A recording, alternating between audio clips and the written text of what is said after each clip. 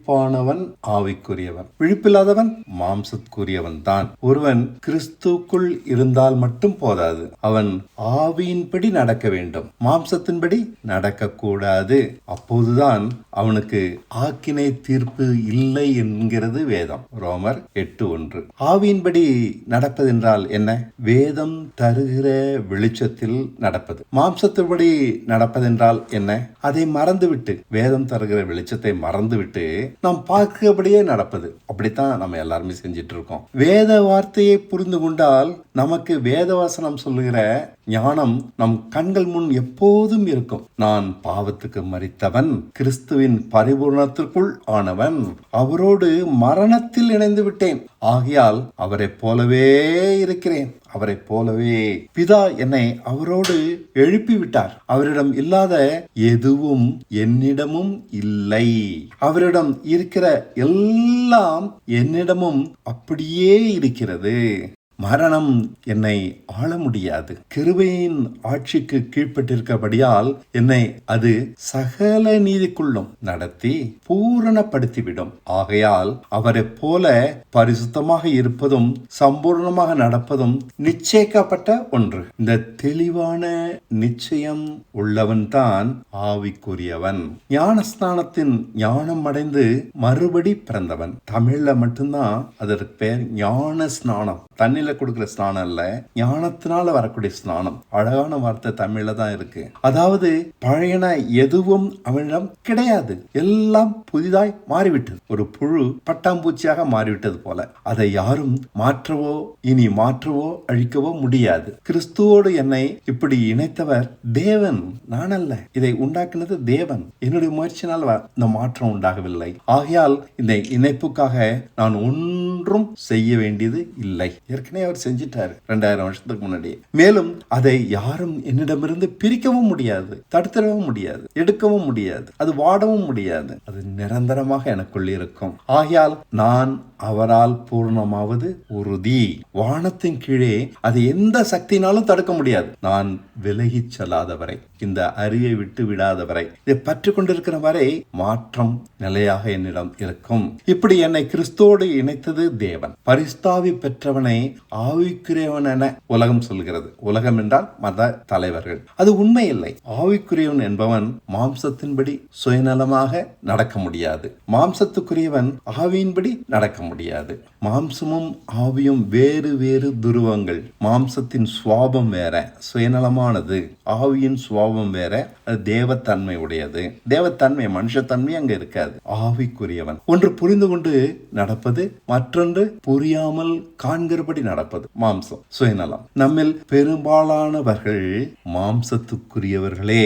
பரிஸ்தாவியை பெற்றவர்கள் மாம்சத்தின்படிதான் நடப்பார்கள். அவர்களுக்கு இந்த ஞானம் இல்லாவிட்டால் அவர்கள் பெற்ற ஆவியினால் எந்தவித பயனும் கிடையாது. கோபித்துக் கொள்ளாதீர்கள், இதுதான் உண்மை. என்னதான் அந்நிய பாஷை பேசினாலும், ஆவியில் நிறைந்து பலவித தரிசனங்களை அடைந்தாலும், பரலோகத்திற்கே போய் வந்தாலும் அவர்கள் மாம்சத்தின்படிதான் நடப்பார்கள். அவர்களிடம் ஞானஸ்தானத்தினுடைய ஞானம் உண்டாகாவிட்டால் பரிஸ்தாவி பெற்றால் ஒரு பயனும் இல்லை. நான் இப்படி சொல்வது உண்மை என்றாலும் பலரை கோபப்படுத்தும் என அறிந்திருக்கிறேன். என்னதான் வேதத்தை பல வருடங்கள் படித்தாலும் உத்தமம் இல்லாவிட்டால் அதனால் பயனில்லை, இல்லையா? அதே போலதான் இதுவும். சடங்காக ஞான ஸ்நானத்தை மாற்றிவிட்டோம். அந்த ஞானத்தை அனுதினமும் காத்தால்தான் அதனால் பயனுண்டு. நான் அவரோடு மரித்தேன், அவருடைய சாயலாகவே மாறிவிட்டேன். அவருக்குள் இருக்கிற அத்தனையும் எனக்குள் இருக்கிறது. அவருக்குள் இல்லாத எதுவுமே என்னிடத்தில் இல்லை. பாவமோ பலகீனமோ மதியீனமோ எதுவுமே என்னிடத்தில் இல்லை. இது போன்ற தவறான சடங்குகளால் வீண் போயிருக்கிறோம். சடங்கே புதிய ஏற்பாட்டில் கிடையாது. எதுவுமே. பரிசுத்த ஆவியை பெற்றவன் ஆவிக்குரியன் அல்ல, சிலுவையின் உபதேசத்தை தெளிவாக அறிந்து அதன் ஞானத்தை உடையவனே ஆவிக்குரியவன். அதை அறியாதவன் மாம்சத்தின்படிதான் நடப்பான். ஞானத்தை அறிந்தும் அந்த அறிவை உண்மையும் நன்மையுமான இருதயத்தில் காக்காதவன் மாம்சத்தின்படி நடக்கிறான். அது அவனுடைய தவறு. ஆவிக்குரியவன் ஆவியின் சிந்தை உடையவன், மாம்சத்துக்குரியவன் சுயநலத்தை சிந்தையாக கொண்டவன். ஆவிக்குரியவனிடம் சுயநல சிந்தை அழிந்திருக்கும். இந்த மாற்றம் உடையவனே மறுபடி பிறந்தவன். நாம் பிறக்கும் போதே மாம்சத்தின் சிந்தை உடையவர்களாகவே பிறக்கிறோம். நாமும் நம்முடையதும் தான் நம்முடைய வாழ்க்கையின் அடிப்படை நோக்கம். அதை காப்பாற்றணும், அதை வளர்க்கணும். நாம் கிறிஸ்துவுடன் இணைக்கப்பட்ட பின்பு அவருடைய உயிர்த்தெழுந்த ஜீவனை அடைந்தவர்கள், மரணத்தை தாண்டினவர்கள், தேவ தன்மை உடையவர்கள் என்று கண்ட பின்பு இந்த மாற்றம் நம்மை அறியாமலேயே உண்டாகி விடுகிறது. நம் சிந்தை தானாய் மாறுகிறது. இது அந்தரங்கமானது. குடியை விட்டேன், சிகரெட்டை விட்டேன் என்பது மட்டுமல்ல, இந்த மாற்றம் அவைகளுக்கெல்லாம் தாண்டி உள்ளான மாற்றம். மாம்சத்தினுடைய நடக்கிறவர்கள் சுயநல சிந்தை உடையவர்களாகவே நடக்கிறார்கள். ஆவியின்படி நடக்கிறவர்கள் ஆவியின் சிந்தை உடையவர்களாகத்தான் இருப்பார்கள். ரோமர் 8:5. நம் சிந்தைதான் நாம் யார் என்பதை தெளிவாக தீர்மானிக்கிறது. முட்டி போட்டு ஆவியில் குதிப்பது அல்ல. யாரும் அறியாத இடத்தில் இருக்கிற நம் சிந்தையை கொண்டே நான் ஆவிக்குரியனா சுயநலமானவனா என்பதை தீர்மானிக்கலாம். அது தேவத்தன்மை உடையவனா மனுஷத்தன்மை உடையவனா என்பதை தீர்மானிக்கலாம். மாம்ச சிந்தை என்றால் சுயநலமானவனுடைய சிந்தை. ஆவியின் சிந்தை என்றால் இச்சையினால் கட்டுப்படாதவனின் சிந்தை. அவனை இச்சை கட்டுப்படுத்தாது. சுயநலமற்றவனின் சிந்தை. தேவன் பார்க்கிறபடி காண்கிற மனுஷனின் சிந்தை. கிறிஸ்துவுடன் இணைக்கப்பட்டதால் நம்மில் இந்த மாற்றம் உண்டாகிறது. விசுவாசத்தினால் உண்டாகிற மாற்றம் இது. சிந்தையில் மாற்றம், வெளியில் மாற்றம் இருக்காது. இதனால் பழையன புதியன என வேதம் பிரித்து காண்பிக்கிறது. சிந்தையில் மாற்றம் இல்லாவிட்டால் நம் குணத்தில் மாற்றம் உண்டாகாது. பழையபடி சுயநலமாகத்தான் சிந்திப்போம். புதிய சிந்தையை அடைவதே ரட்சிப்பு. மறுபடி பிறந்தவனின் அடையாளம் இது. இப்போது அதை செய்யக்கூடாது, இதை பார்க்க கூடாது, இதை தொடக்கூடாது என்ற நியமனத்தை சார்ந்ததல்ல நம் வாழ்க்கை. பொருளாசை இல்லாதபடியால் தானாக அதனால் உண்டாகிற மயக்கம் இருக்காது. மனதில் மயக்கம். கண்களின் இச்சை இல்லாதபடியால் மனம் அலைப்பாய்வதில்லை. தன்னை உணர்ந்திருக்கிறபடியால் ஜீவனத்தின் பெருமையும் இல்லை. ஆவிக்குரியவன் இச்சையற்றவன். மனதில் உண்டான மாற்றம் இது. கட்டுப்படுத்துகிற கற்பனைகளால் உண்டான மாற்றம் இல்லை.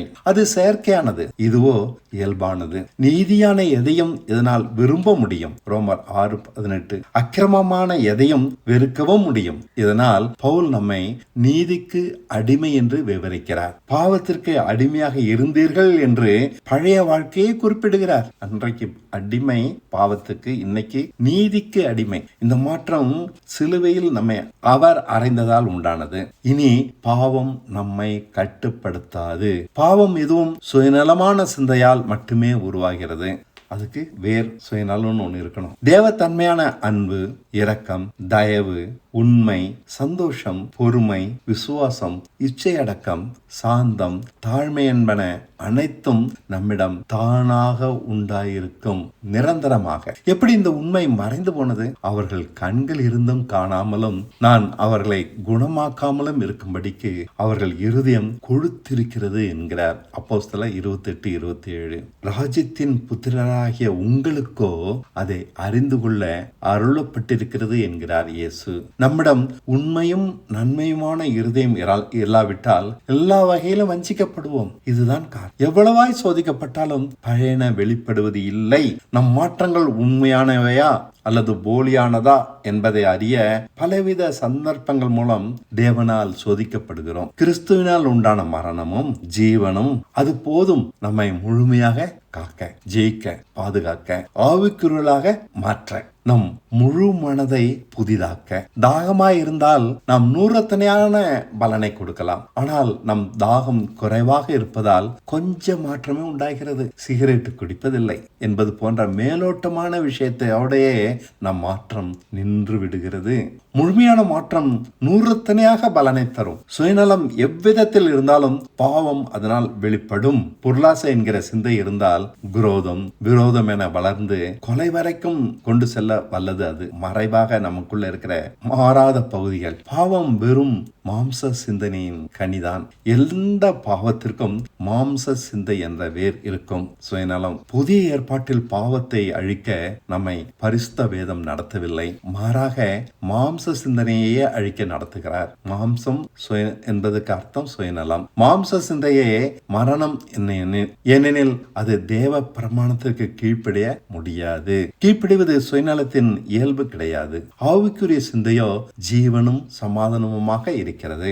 ரோமர் 8:6. ஏனெனில் அது எப்போதும் நம்மை அவருடைய பிரமாணத்தின்படியே நடத்தி அவருடைய சித்தத்திற்கே பணிய வைக்கிறது. தேவன் தம் சிருஷ்டிப்பின் மத்தியில் நிற்கிறார். அது முழுமையாக அவருடைய சிருஷ்டிப்பு, வானத்தின் பூமியை உண்டாக்கி மனிதனையும் உண்டாக்கினாரே, அந்த சிருஷ்டிப்பு முழுமை அடையவில்லை, பாதிதான் அடைந்திருக்கிறது. இப்போது மனுஷனை புதிதாக தேவ தன்மையுடையவனாக சிருஷ்டித்துக் கொண்டிருக்கிறார். அந்த சிருஷ்டிப்பு நிறைவேறும் போது தனிப்பட்ட ஒவ்வொரு மனுஷனிடம் நிறைவேறுவதனாலே இந்த உலகம் முழுமையாக மாறப்போகிறது. புதிய வானமும் புதிய பூமியுமாக இந்த பூமி மாறிவிடும். அது நாளைக்கு நடக்கும். இன்னைக்கு நம் வாழ்க்கையில் இந்த சிருஷ்டிப்பு புதிதாக்குவது நிகழ்கிறது. அதை சுதந்திரித்துக் கொண்டவன் ரட்சிக்கப்படுகிறான், சுதந்திரியாதவன் குப்பை என புறக்கணிக்கப்படுகிறான். ஆகையால் மாம்சத்தின்படி நடக்கிறவன், அதாவது சுயநலமானவன், தேவனுடைய பகைங்கன். மரணம் அவன் முடிவு. மரணம் என்றால் தேவனால் புறக்கணிக்கப்பட்டவன். நாம் செல்ல வேண்டிய தூரம் வெகு தூரம். நம் சிந்தை முழுக்க ஆவிக்குரியதாக ஆக அநேக நாள் செல்கிறது. கொஞ்சம் மாற்றம் உண்டான உடனே நாம் திருப்தி அடைந்து விடுகிறோம். ஆகையால் மாறாத பகுதியில் பல நம் கண்களுக்கு மறைவாகவே இருக்கின்றன. ஆதலால் நாம் செல்ல வேண்டிய தூரம் வெகு தூரம். திருப்தி நம்மை நாசமாக்குகிறது. அவர் நம்மை முழுமையாக மாற்ற கொஞ்ச வினாடிகள் தான் செல்லும். ஆனால் நம்மிடமுள்ள தீமையான மாம்ச இயல்புகளை நாம் அறியாது இருக்கிறபடியால் வெகுகாலம் செல்கிறது. அவர் பலவித சந்தர்ப்பங்கள் மூலம் நம் சுயத்தை மனதார நேசிப்பதை வெளிப்படுத்துகிறார். இதை பொதுவாக நாம் உணர்வதில்லை. பல பக்தியான காரியங்கள் நம் கவனத்தை திசை திருப்பி விடுகின்றன. இதனால் நம் இருதயமும் பக்தியில் கடினப்பட்டு விடுகிறது. ஆகையால் நம் தாகம் குறைவாக இருக்கும்போது இந்த மாற்றம் கொஞ்சம் தான் உண்டாகிறது.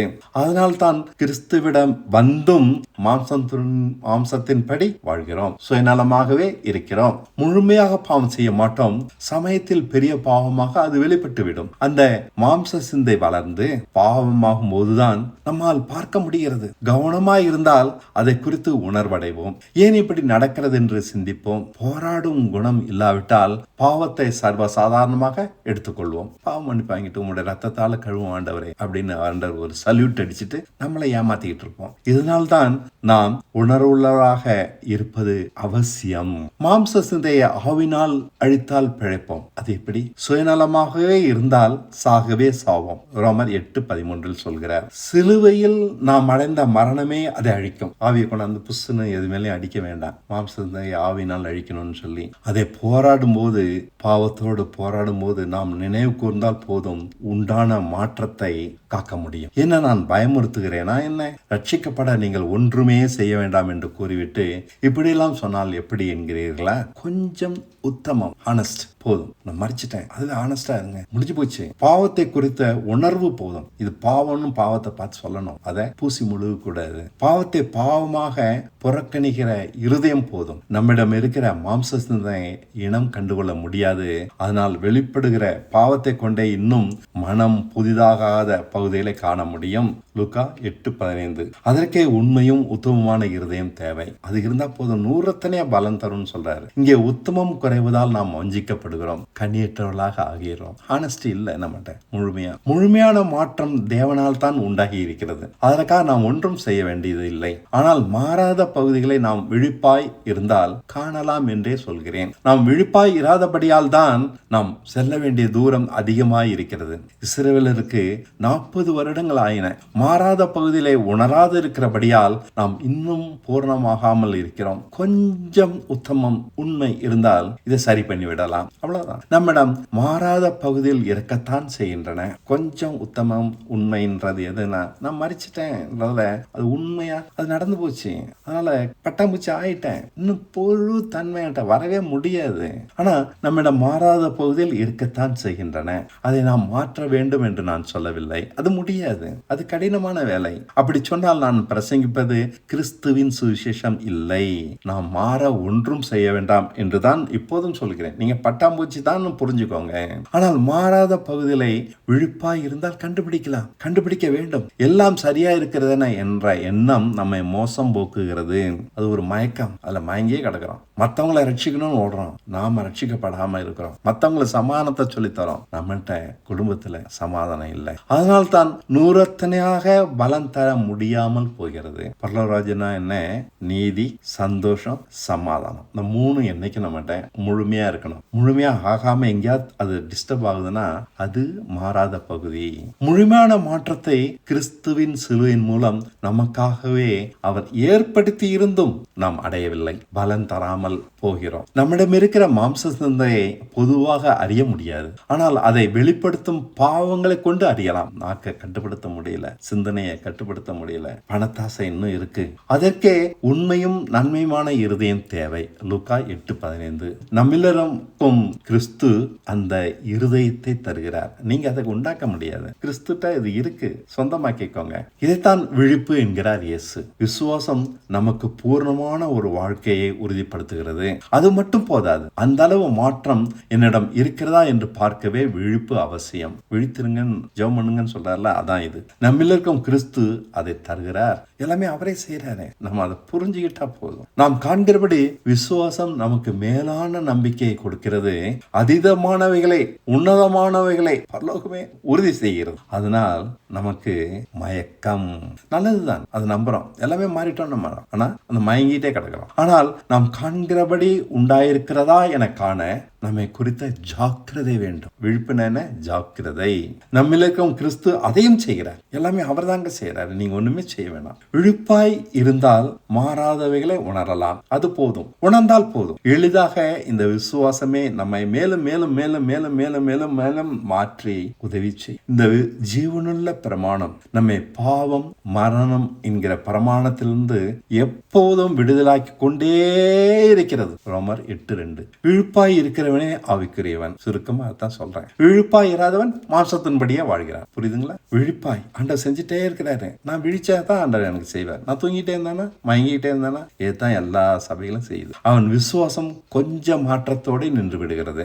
தேவன் நம்மிடம் முழுமையான மாற்றத்தை உண்டாக்கி இருந்தாலும் அதை விசுவாசத்தினால் நன்றாக நாம் தரிசித்தாலும் ஜாக்கிரதையானவன் மட்டுமே தன்னிடம் மாறாத பகுதிகளை கண்டு விசுவாசத்தினால் மாற்றிக்கொள்கிறான். தேவன் எப்போதுமே பாதிதான் செய்வார், மீதியை நாம செய்யும்படி சொல்றார். அவர் சிலுவையில மரித்தாரு, என்னுடைய மரணத்தை நான் தான் சிலுவையில மரித்ததாக நம்பி நிறைவேற்றணும். அவர் என்ன புதிதா மாத்திட்டாரு, நான் அதை விசுவாசத்தால சுதந்திரிக்கணும். அவர் பாதி செய்யறாரு, மீதி என் கையில கொடுத்துறாரு. பாதி செஞ்சு விட்டுட்டு அப்படியே நடக்கும். நம்ம ஏமாந்து போறோம், அது நடக்காது. நாம வாக்குத்தத்தத்தை சுதந்திரிக்கணும். விழிப்பு என்ற வார்த்தைக்கு ஜாக்கிரதை என்பதே அர்த்தம். தன்னிடம் மாறாத பகுதிகளை ஜாக்கிரதையுள்ளவன் பார்க்கிறான். ஜாக்கிரதையற்றவன் திருப்தியினால் வீண் போகிறான். விழிப்பென்பது தூங்காமல் இரவில் விழித்திருப்பது அல்ல.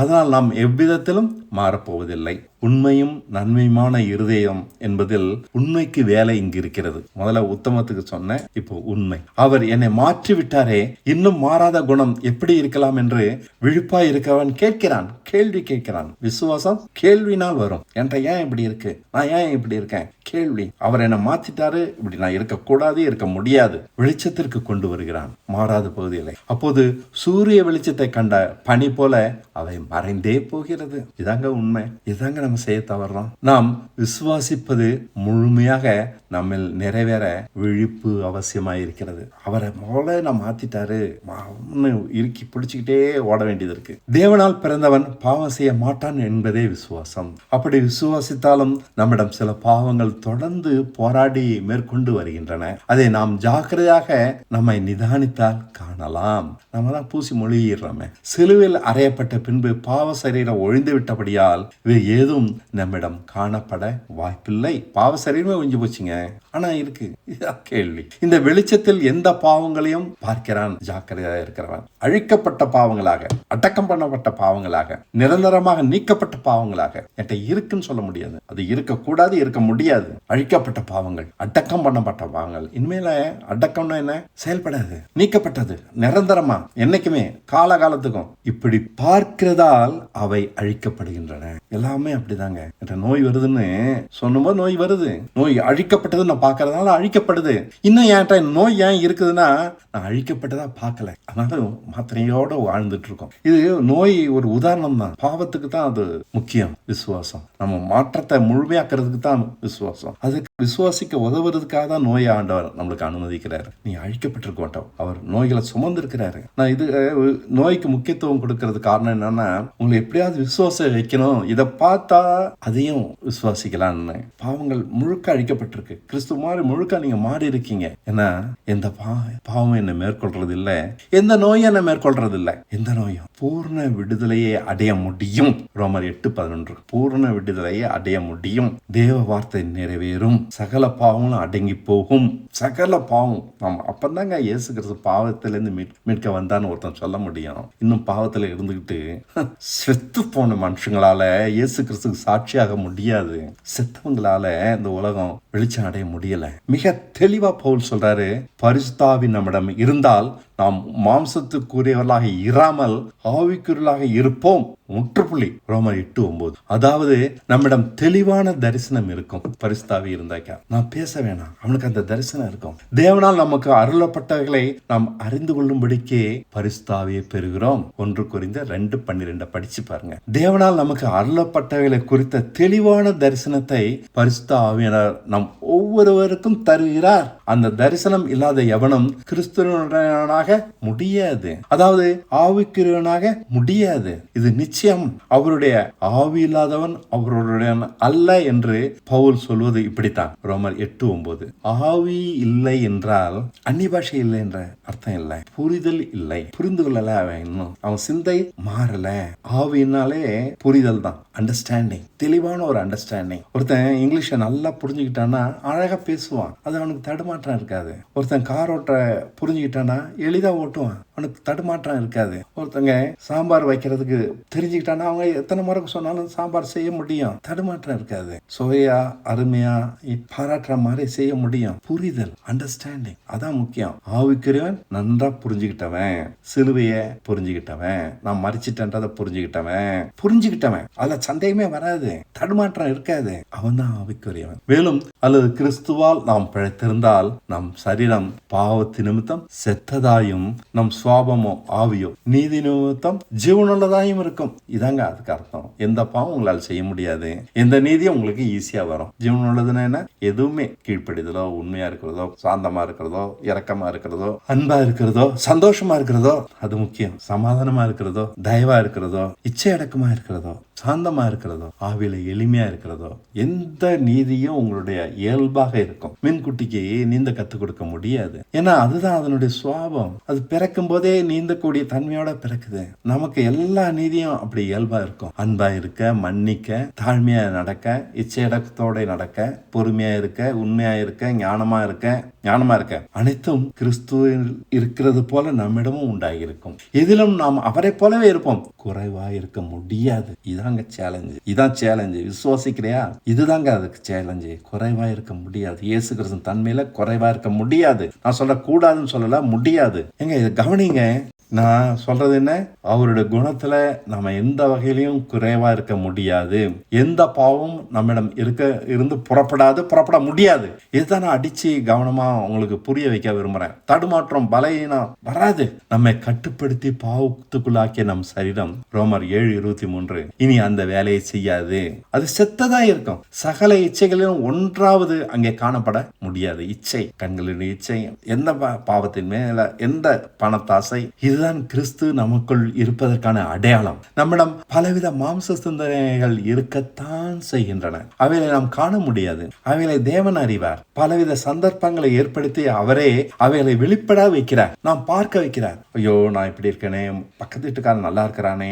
அவைகளுக்கு மாறான ஆவிக்குரிய சிந்தனைகளை கொடுத்து அவரே நம்மை உயிர்ப்பிக்கிறார். அவன் நல்லா இருந்துட்டு போட்டோம், அவனை ஆசீர்வதிக்கிறேன், ஆவியில நல்லா வச்சிருக்கிறார். அவனுக்கு 4 வீடு இருக்குது, எனக்கு ஒண்ணுமே இல்லை. இதான் ஆவியின் சிந்தை. மனம் திருப்தியா இருக்கு. அவனை பார்த்து மனசு மற்றவங்களை பார்த்து ஏங்காது. பாருங்கள், சகலமும் இங்கே தேவனால் செய்யப்படுவது. ஆவியின் சிந்தைக்கும் மாம்ச சிந்தைக்கும் வித்தியாசம் காமிச்சுன்னா மனசு நிறைவா இருக்கும். மற்றவங்களை பார்த்துக்கும் போது என்ன மாட்டில் நல்லபடியா மார்க் வாங்கிட்டான்னா எனக்கு கலக்கம் வராது. எனக்கு எது கடன் கொடுத்தாலும் போதும். எனக்கு ஒண்ணுமே இல்லாம வச்சிருக்காரா, வீடே இல்லாம வச்சிருக்காரா, பரவாயில்ல. இதான் ஆவியின் சிந்தை. தேவன் பார்க்கிற மாதிரி நான் பார்க்க, என் கஷ்டங்களை குறைகளை பார்த்து நான் ஏங்க மாட்டேன். ஏன்னா சகலமும் இங்கே தேவ தேவனால் செய்யப்படுகிறது. இதுதான் மறுபடி பிறந்தவனுடைய அடையாளம். என் வாழ்க்கையில் எல்லாமே தேவனால தான் செய்யப்படுது. ஏதோ ஞானஸ்நானம் வாங்கிட்டேன், சபையில சேர்ந்துட்டேன், காணிக்க கொடுத்துட்டேன், செத்து போயிட்டேன், சபையில இருக்கிற கல்லறையில அடக்கம் பண்ணிடுவாங்க, இதெல்லாம் மறுபடி பிறந்தவனுடைய அடையாளம் கிடையாது. அவன் எப்படிதான் நம்பிட்டு இருக்க மாட்டான்.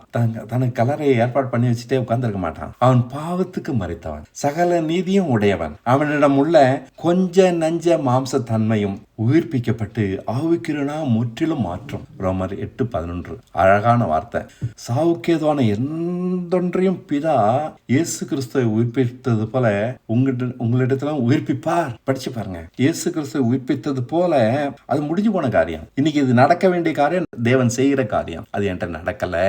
இதுதான் மெய்யான கிறிஸ்துவனுடைய அடையாளம். சபைக்கு போய் வருவதல்ல, நீண்ட ஜெபம் செய்வது அல்ல ஒரு கிறிஸ்துவனுடைய அடையாளம். நம் சரீரம் பாவத்திற்கு செத்ததா இருக்கிறது, நாம் சகல நீதியையும் நமக்குள் இருக்கிறது. இந்த ஞானத்தை நம்பிக்கொண்டு வாழ்க்கையை நடத்துகிறோம். அப்படியே இந்த ஞானம் நம்மிடம் நிறைவேறுகிறது.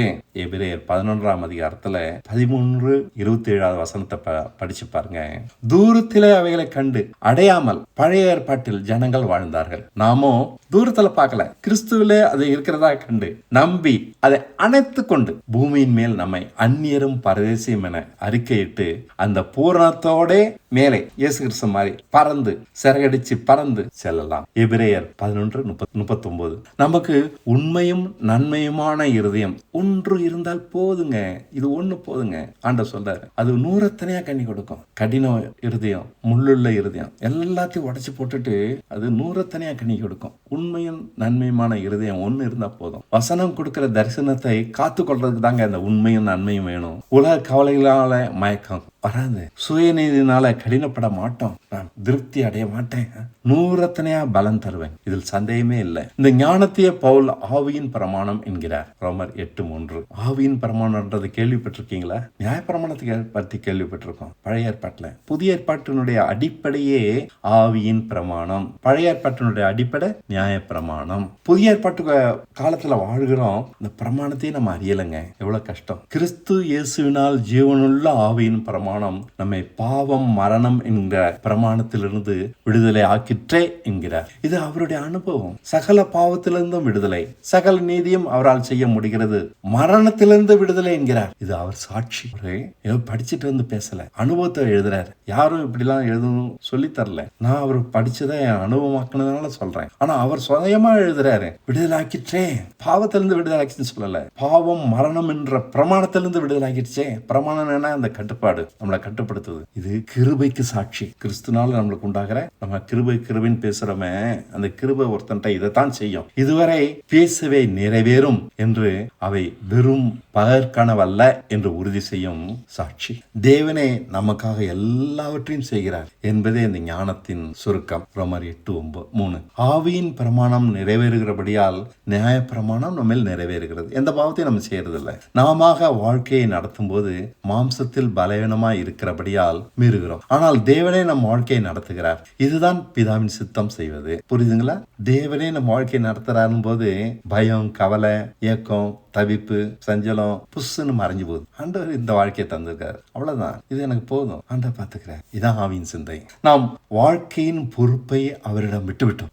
நம்மளுக்காக இன்னொருத்த பொறுப்பு எடுத்துக்கிறார். இனி எதுவும் அவர் இஷ்டம் தான். அவர் எப்போ செய்யறாரோ செய்யட்டும். சகலமும் அவரிடமிருந்தே வருகிறபடியால் பாவம் அவசியமற்றதாகிறது, கவலை அவசியமற்றதாகிறது, ஏக்கம் அவசியமற்றதாகிறது, குறை சொல்லுதல் அவசியமற்றதாகிறது. உன்னாலதான் நான் இப்படி இருக்கேன் அவசியமற்றதாகிறது, கோபம் அவசியமற்றதாகிறது, வம்பு பேச்சு அவசியமற்றதாகிறது, மற்ற எல்லா மாம்சத்தின் கிரியும் அவசியமற்றதாகிறது, துரோகம், விரோதம், இச்சை எல்லாம் அவசியமற்றதாகிறது. எல்லாம் தேவன் தரும்போது தராட்டாலும் இருக்கிறத நான் வாழ்றேன். கிடைக்கும் என்ற நிச்சயமும் கிடைத்ததில் திருப்தியும் நம்மை பாவம் மரணம் என்கிற பிரமாணத்திலிருந்து விடுதலாக்கணும். எல்லாம் தேவன் தான் பார்த்துக்கிறார். இதான் ஆவியின் பிரமாணம். நான் சிலுவையில மறைச்சிட்டேன், கிறிஸ்து தான் என்று பேச்சிருக்கார். இது வரும் வார்த்தை இல்லை, அனுபவம். அப்போ எல்லாமே அவசியமற்றதாயிடும். மாம்சத்தின் குணங்கள், சுயநலம் முழுக்க அவசியமற்றதாயிடும். எனக்கு ஆண்ட தரது போதும், பாராட்டினாலும் போதும். மட்டுமல்ல, அவர் நடத்துகிறபடியால் தேவைகள் குறைவாய் இருந்தாலும் நிறைவாய் சந்திக்கப்படுகின்றன. கொஞ்சம் காசு இருந்தாலும் அது நிறைவான ஒரு வாழ்க்கையை தருது. பாதுகாப்பு கிடைக்கிறது.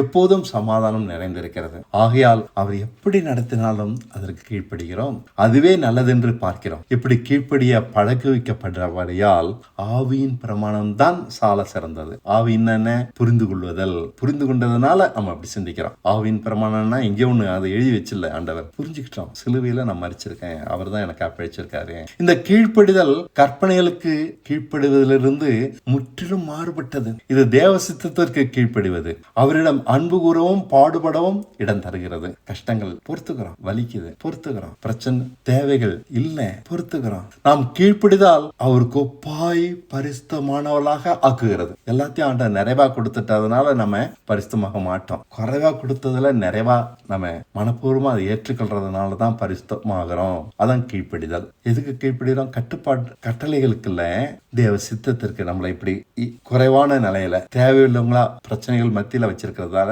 அதை மனப்பூர்வமா ஏத்துக்கிட்டாலே போதும், கவலை போயிடுங்க. நம்ம ஏன் கவலைப்படுறோம்னா, நமக்கு எல்லாமே உண்டா இல்ல அப்படின்னு கவலைப்படுறோம். மற்றவங்களுக்கு எல்லாம் இருக்கு, எனக்கு இல்ல. மற்றவங்களுக்கும் பல விதத்துல குறைய வச்சிருக்கிறாரு. நமக்கு ஆண்ட வச்சிருக்கிறத நம்ம ஏத்துக்கிட்டாலே கவலை போயிடுங்க. மாம்ச சிந்தை போயிடும், சுயநலம் போயிடும். ஏத்துக்கிறதுனால நம்மளை ஆண்டர் எந்த நிலையில வச்சிருக்கிறாரோ அதை ஏத்துக்கிறதுனால பூர்ணம் அடைகிறோம். கற்பனைகளுக்கு கீழ்ப்படிவதோ குற்ற மனசாட்சி உண்டாக்கி சுயநலவாதிகளாகவே வைத்திருக்கிறது. கட்டுப்பாடான கீழ்ப்படிதலை நாம் இயேசுவிடமோ அப்போஸ்தலர்களிடமோ பார்க்க முடியாது. அவங்க மனப்பூர்வமா தான் இருந்தாங்க. எல்லா நூலிலும் சந்தோஷம், பரவாயில்ல. புருஷன் குடிச்சிட்டு வந்து அடிக்கிறான்னா பேசாம இருப்போம். கடவுள் மாற்றும் போது மாற்றோம், மௌனமா இருப்போம், சகிச்சுப்போம், ஏத்துக்குவோம். நம்முடைய சூழ்நிலையை இப்படிப்பட்ட ஒரு வாழ்க்கையாண்டு தந்திருக்கிறாரு, ஏத்துப்போம் அந்த வாழ்க்கையை. அவர்கள் யாவரும் பிதாவின் சித்தம் செய்தே கீழ்ப்படிந்தார்கள். இதாங்க கீழ்ப்படிதல். பிதாவின் சித்தம் இதுதான், இப்படிதான், இப்படிப்பட்ட புருஷனுக்கு தான் அவனோட தான் வாழ்ந்தாகணும், வாழ்கிறேன். அப்போ டைவர்ஸுக்கே இடம் கிடையாது. பிதாவின் சித்தம் செய்வதுதான் கீழ்ப்படிவது. அதுதான் புதிய ஏற்பாடு. இன்னும் கற்பனைகளின்படி கட்டுப்பாடாக வாழ்வதே கீழ்ப்படிதல் என எண்ணிக்கொண்டிருக்கிறார்கள். இத்தகைய கீழ்ப்படிதலே அறியப்படாத ஒன்று. அப்படியானால் ரட்சிப்பென்பதே வெளிப்படாத ஒன்றாகவே இருக்கிறது. தேவன் நம் ஆவியினால் இந்த கீழ்ப்படிதலை பூர்ணமாகும்படி கொஞ்சம் கொஞ்சமாக நடத்துகிறார். இப்படி தேவனால் கீழ்ப்படிதலில் பூர்ணமாக்கப்பட்டவர்களே தேவனுடைய புத்திரர்கள். எவ்வளவு பெரிய இடத்தை கொண்டு வைக்கிறார். யாருக்குமே கொடுக்காத ஸ்தானம் அது. தூதர்களுக்கெல்லாம் கொடுக்காத ஸ்தானம் புத்திரன். மற்றவர்களை அவர் கீழ்ப்படிதலில் பாடுகளின் வழியாக பூர்ணப்பட நடத்த முடியாது. மற்ற யாரையும் அப்படி நடத்த முடியாது. நம்மளை நடத்தணும்னாக்கா, தன்னோட பிள்ளையாக்கணும்னாக்கா குறைவான ஒரு வாழ்க்கையில வச்சுதான் அவர் பூர்ணப்படுத்த முடியும். யார் தன்னை இப்படி பூர்ணமாய் நடத்த ஒப்பு கொடுக்கிறார்களோ அவர்களே தேவனுடைய புத்திரர்கள். ரோமர் 8:15. ஆகையால் எல்லோரும் ரட்சிக்கப்படுகிறது இல்லை. இவர்களே தேவனால் நீதிமானாக்கப்படுகிறார்கள், பரிசுத்தமாக்கப்படுகிறார்கள், மகிமைப்படுகிறார்கள். இப்போ ரட்சிப்புல 3 இருக்குங்க. பாவம் மன்னிப்பு மட்டும்தான் ரட்சிப்புன்னு கேள்விப்பட்டிருக்கீங்க. இங்க பாருங்க, பரிசுத்தமாகுதல், நீதிமானாகுதல், மகிமைப்படுதல். 3 ஸ்தானம். ரோமர் 8:30 படிச்சு பாருங்க. இப்படி பரிசுத்தமாகுதலும் நீதிமானாகுதலும் மகிமைப்படுதலும் நிறைந்தது நம் ரட்சிப்பு. பொதுவாக சபைகளில் பேசப்படுகிற மரித்தோம் பரலோகம் போனோம் என்ற குறுக்கு வழியில இங்க கிடையாதுங்க. உண்மையில் தேவனால் பரிசுத்தமாக்கப்பட்டவர்கள் எல்லோரும் கீழ்ப்படிதலில் பூர்ணப்படுத்தப்பட்டிருக்கிறார்கள். முழு உலகமும் அவர்கள் சாட்சியை பார்க்கும்படி உயர்த்தப்பட்டு மகிமைப்படுத்தப்பட்டிருக்கிறார்கள். யாரு? பவுல், யோவான், பேதுரு நம்மளுக்கு முன்னாடி நிக்கிறாங்க. அங்க பரிசுத்தமாக்கப்பட்டிருக்காங்க, கீழ்ப்படிந்திருக்காங்க. அதனால ஆண்டவர் அவங்களை மகிமைப்படுத்திருக்கார். ஆண்டவரால அங்கீகரிக்கப்பட்டனா தேவன் அவனை மகிமைப்படுத்துவார். ஆபிரகாம் மகிமைப்படுத்தினார், இயேசு கிறிஸ்து மகிமைப்படுத்தினார். தேவனே பாராட்டுறதுதான் மகிமைப்படுதல். அப்போ தேவன் என்னை பாராட்டணும். என்னோட கீழ்ப்படிதலை பார்த்து என்னை பரிசுத்தமாக்கி கீழ்ப்படி பண்ணி அதெல்லாம் ஆண்டவர் செய்வார். தேவனால் நீதிமானாக்கப்படுவது இன்று காணாமல் போய்விட்டது. உத்தமமான ராஜ்யத்தின் புத்திரருக்கே அது வெளிப்படுத்தப்படுகிறது. தேவனால் நீதிமானாக்கப்படுவதே புதிய ஏற்பாடு. ரோமர் 1:17. இதே பவுல் ஆவியின் பிரமாணம் என்கிறார். இந்த வழிதான் ஆவியின் பிரமாணம். பாருங்கள், நம் குருட்டாட்டம் எவ்வளவு பெரிதா இருக்குது. வேதத்தில் விற்பனம் அடைந்தவர்கள் அநேகர். இங்கே இந்த வசனம், அங்கே அந்த வசனம் என்கிறார்கள். குவிஸ் ப்ரோகிராம்லாம் நடத்துறாங்க. ஆனா உண்மை என்னவெனில், இன்றைக்கு நமக்கு அவருடைய பிரமாணமே தெரியவில்லை. ஞானிகளை அவர்கள் ஞானத்தில் பிடிக்கிறார், ஞானிகளை வெட்கப்படுத்துகிறார் என்று வேதம் முழங்குகிறது. எவ்வளவு உண்மை. ஒருவனும் மேன்மை பாராட்டாதபடிக்கு பயமே இதை பார்க்கும்போது நம்மிடம் மிஞ்சுகிறது. அன்பு விலையேறப்பெற்ற ஒன்று. அதற்கு எவ்வளவு விலை கொடுக்கிறோமோ அவ்வளவு அன்பு நமக்கு திரும்ப கிடைக்கும். எவ்வளவு அன்பை கொடுக்கிறோமோ அந்த அளவு தான் அப்பதான் நம்மளுக்கு அன்பு கிடைக்கும். இதுதான் அன்பினுடைய சட்டம். அதிகமாக அன்பு கூறுகிறவன் அதிகமாக பாடுபடுகிறான், பிரயாசப்படுகிறான், அதிகமாக அன்பை பெறுகிறான். புரியுதுங்களா? இந்த சட்டம் தேவனோடும் பொருந்தும். அவர் அன்பாக இருக்கும்படிக்கு எல்லாம் இழந்தார், அடவியின் ரூபம் எடுத்தார். நாமும் மிகுதியா இழந்து அவர் சித்தம் செய்ய வேண்டும். பதிலுக்கு பதில் அப்பதான் அன்பு கிடைக்கும். ரோமர் 8:18 இக்காலத்து பாடுகள் இனி வெளிப்படும் மகிமைக்கு ஒப்பானதல்ல. அதாவது பாடு எவ்வளவோ அவ்வளவு மகிமை உண்டு. அதிகமா கொடுத்தவன் அதிகமா பெற்றுக்கொள்வான். இதையே இன்னொரு விதத்தில் சொல்ல போனால் பரிசுத்தமாகுதல், நீதிமானாகுதல் என்பது எல்லாம் இலவசம் தான். அதற்காக நாம் ஒன்றுமே செய்ய வேண்டாம். ஆண்டவர் கையை பிடிச்சி அதை நடத்திட்டு போயிடுவார், இழுத்துட்டு போயிடுவார். அவர் நம்மிடம் இவைகளை நடப்பிக்கிறார். ஆனால் மகிமை இலவசமானது அல்ல. நாம் பாடுபடுவதால் தான் மகிமைப்படுகிறோம். புரிஞ்சுக்கோங்க. எல்லாரும் கஷ்டம், எனக்கு மட்டும் தான் இந்த கஷ்டம், மற்றவங்களெல்லாம் இல்லையே நம்ம நினைக்கிறோம். ஆனா உண்மை என்ன? மகிமைக்காக தான் பாடுபடுகிறோம். தேவன் பாடுகளுக்குள் நம்மை நடத்துகிறார். அதனால அவரை நேசிக்கிறோம். பலர் ஏன் எனக்கு இவ்வளவு பாடுகள் என்று கேள்வி கேட்கிறார்கள். அத்தனை பாடுகளும் மகிமை என அறிந்தார்கள் என்றால் அமைதியாக இருப்பார்கள். இவ்வளவாய் பாடுபட்டு நாம் அவரிடம் அன்பு கூர்ந்தோம் என்றால் பாடுகளால் அறியப்படுவோம். இதுதான் மகிமை. மகிமை இலவசமானது அல்ல. நாம் பாடுபடுகிறதுனால தான் நமக்குள் தேவகுமாரர்கள் வெளிப்படுகிறார்கள். நமக்குள் தேவசாயலா மாறுறோம். நம்மளை தேவன் தன்னுடைய குமாரன் எடுத்துக்கிறார் பாடுபடுறதுனால. சர்வ சிருஷ்டிகளும் தேவ பிள்ளைகள் வெளிப்படுவார்கள் என்ற நம்பிக்கையில் பாடுபடுகின்றன. உலகம் முழுசும் எல்லா சிருஷ்டிகள் எல்லாம் பாடுபடுகின்றன. ரோமர் 8:19 நம்பிக்கைதான் பாடுகளை சகிக்க வைக்கின்றன. நம்பிக்கை இல்லாவிட்டால் வருத்தமே நம்மை கொன்றுவிடும். ரோமர் 8:20 நம் நம்பிக்கை என்னவெனில் நாம் நம்மை கீழ்ப்படுத்தினாலே கீழ்பட்டு இருக்கிறோம், நாம கீழ்ப்படியவில்லை என்பதுதான் உண்மை. ரோமர் 8:21 நாம் பசியாக இருக்க, வேலை இல்லாமல் இருக்க, துணி இல்லாமல் இருக்க, அவதூறுகளை சுமக்க, பட்டயத்துக்கும் வியாகுலத்துக்கும் துன்பத்துக்கும் அவராலே கீழ்பட்டிருக்கிறோம். ரோமர் 8:36 மாயைக்கு கீழ்பட்டிருக்கிறோம். இவையெல்லாம் மாயைங்க. நம்முடைய வறுமை. தியாகம் இல்லாமல் அன்பு நிரூபிக்கப்படுவதில்லை. நம்முடைய சாட்சி என்னவெனில் நாம் அவரிடம் எவ்வளவாய் பாடுபட்டு அன்பு கூறுகிறோம் என்பதேயாம். இதுதான் நாம் அவரிடம் அன்பு கூறும் விதம்.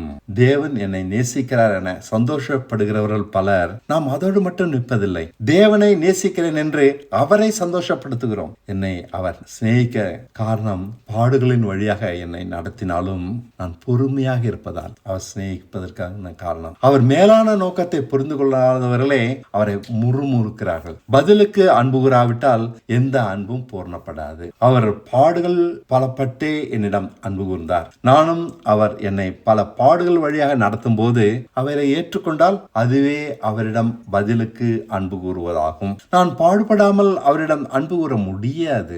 ஏன்? என் பாடுகள் என் அன்பை நிரூபிக்கின்றன. முறுமுறுப்பலாமல் பாடுபட சமர்ப்பவனையே அவர் தன் பிள்ளையாக ஏற்றுக்கொண்டு பாடுகளின் வழியாக மகிமையில் நடத்துகிறார். மற்றவங்களை முறுமுறுகளை தூக்கி போட்டுறார். நம் ஆசீர்வாதம் எவ்வளவு நன்மைகளை அவரிடமிருந்து பெற்றுக்கொண்டோம் என்பதில் இல்லை, அவருக்காக எவ்வளவு பாடுகளை சகித்தோம் என்பதில் இருக்கிறது. அவரை அதிகமாக நேசிக்கிறவன் அவருக்காக அதிகமாக பாடுபடுவான். நம் அன்பை சகிக்கிற பாடுகளை கொண்டே அவர் தீர்மானிக்கிறபடியால் பாடுகளே மெய்யான ஆசீர்வாதம் என்று நான் சொல்லுவேன். ஏனெனில் அவர் எல்லோரையும் மிகுந்த பாடுகளின் வழியாக நடத்துவது இல்லை. பாடுகளை கண்டு பயப்பட வேண்டாம். தேவன் நம் பக்கம் இருக்கும்போது யார் நமக்கு விரோதமாக நின்று விடுவார்? அசாத்தி தைரியம் தான். ரோமர் 8:31 யார் நம்மை குற்றப்படுத்த முடியும்? யார் நம்மை தண்டிக்க முடியும்? நமக்காக வேண்டுதல் செய்கிறவரும் அவரை, நம்மை நீதிமானாக எல்லோருக்கும் முன் நிற்பாட்டுகிறவர் அவரை. யார் என்னை குற்றப்படுத்த முடியும்? அவர் நாமத்துக்காக எந்நேரமும் கொல்லப்படுகிறோம், அடிக்கப்படும் ஆடுகளைப் போல எண்ணப்படுகிறோம் என்று எழுதியிருக்கிறபடி நேரிட்டாலும் அவர் அன்பை விட்டு நம்மை யாதொன்றும் பிரிக்க மாட்டாது. மெய்யான கிறிஸ்தவ வாழ்க்கை அவரால் அன்பு கூறப்படுவதும் அவரிடம் அன்பு கூறுவதுமாக இருக்கிறது. அவ்வளவுதாங்க. வாங்குவது மட்டும் அதிகமாக நாமும் கொடுக்க கடமைப்பட்டு இருக்கிறோம். ஆப்பிரிக்கா, இந்தியா, சீனாவுக்கு சென்று பாடுபட்டு சுவிசேஷத்தை அறிவிப்பதில் தான் பாடுள்ள வாழ்க்கை இருக்கிறதென எண்ண வேண்டாம். நாம் இருக்கிற இடத்திலேயே பாடுகள் போதுமான அளவு இருக்கிறது. போதுமான அளவு. தேவன் நம்மை நடத்த தீர்மானித்து விட்டால் போதும். அது எல்லாருக்கும் அது கிடைக்காது. அல்லது அவர் வார்த்தையை மெய்யாக விசுவாசித்தால் போதும். அது நிமித்தம் பாடு தானா வந்துவிடும். பாவத்திலிருந்து விடுதலாக்கப்பட்டு நாம் நீதிமானாவதும் பாடுகளின் மூலம் உறுதி செய்யப்படுகிறது.